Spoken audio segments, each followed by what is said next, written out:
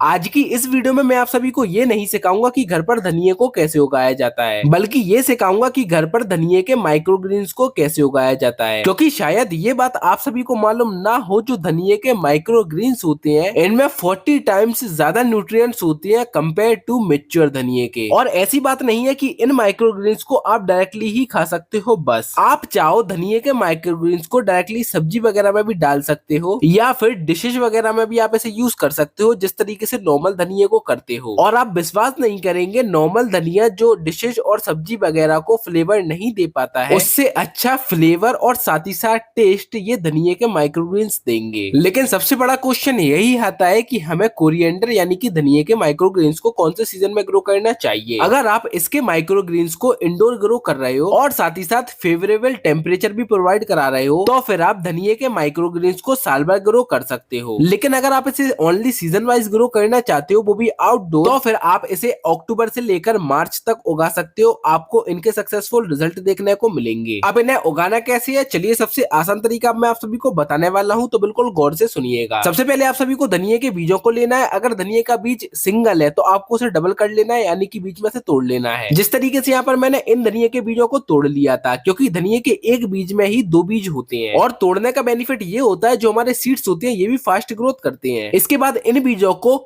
आपको 24 घंटे के लिए नॉर्मल वाटर के अंदर सोख कर रख देना है इंडोर। फिर 24 घंटे बाद इन बीजों में पानी अच्छी तरीके से सोख हो चुका होगा। उसके बाद इन बीजों को आपको नॉर्मल वाटर से अच्छी तरीके से 2 से 3 बार वॉश कर लेना है। फिर आपको एक सूती कपड़े में इन बीजों को रखने के बाद किसी भी बाउल में ऐसा ही प्लेस कर लेना है इंडोर, या आप चाहो तो शेडी एरिया में भी प्लेस कर सकते हो। और फिर लगभग 4 से 5 दिनों के अंदर ही जो हमारे धनिये के बीज होंगे ये अंकुरित हो जाएंगे। फिर जब धनिये के बीज अंकुरित हो जाए, फिर आपको इन बीजों को उठाकर डायरेक्टली सॉइल मीडिया में लगा देना है। यहाँ पर अगर हम सॉइल मीडिया की बात करें धनिये के माइक्रोग्रीन्स को ग्रो करने के लिए, उसमें आपको 70% कोकोपीट 30% वर्मी कंपोस्ट को लेना है। दोनों को अच्छी तरीके से मिक्स करने के बाद किसी भी बाउल या कंटेनर में कर लेना है फिल। अब यहाँ पर जब हम माइक्रोग्रीन्स को ग्रो कर रहे हैं, प्रॉपर्ली धनिये को ग्रो नहीं कर रहे हैं, तो आपको स्मॉल साइज के बाउल या कंटेनर को ही यूज करना है। कुछ इस तरीके की आप जालीदार बास्केट का भी यूज कर सकते हो। फिर लगभग 15 से 20 दिनों के अंदर ही जो हमारे धनिये के माइक्रोग्रीन्स होते हैं ये हार्वेस्टिंग के लिए रेडी हो जाते हैं। जब इनकी हाइट 3 से 4 सेंटीमीटर तक की हो जाए, फिर आप इन माइक्रोग्रीन्स को हार्वेस्ट कर सकते हो। या फिर आप ऐसे भी समझ सकते हो, जब इनमें पहली पत्ती आ जाए उसी स्टेज पर आपको कोरिएंडर यानी कि धनिये के माइक्रोग्रीन्स को हार्वेस्ट कर लेना है। बाकी अगर आप कोरिएंडर यानी कि धनिये के माइक्रोग्रीन्स को खाने के हेल्थ बेनिफिट जानना चाहते हो तो कमेंट बॉक्स चेक कर सकते हो आप। बाकी हमारी इस वीडियो को लाइक करना बिल्कुल भी ना भूलें।